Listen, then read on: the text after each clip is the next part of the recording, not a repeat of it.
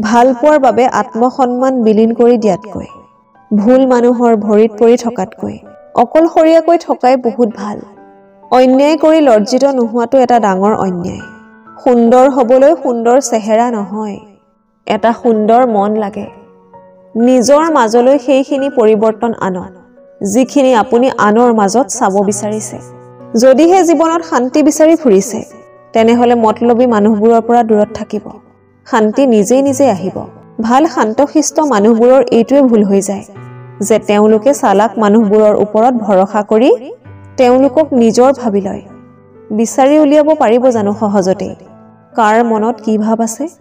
সেইবাবে যিমান পাৰে ব্যক্তিগত সমস্যাবোৰ আনক নকৈ নিজেই সমাধান কৰাৰ চেষ্টা কৰক। নিগেটিভ মানুহবিলাকৰ পৰা আমি সদায় দূৰৈত থাকিব লাগে, কাৰণ তেওঁলোকৰ ওচৰত সকলো সমাধানৰ কাৰণে এটা নতুন সমস্যা থাকেই।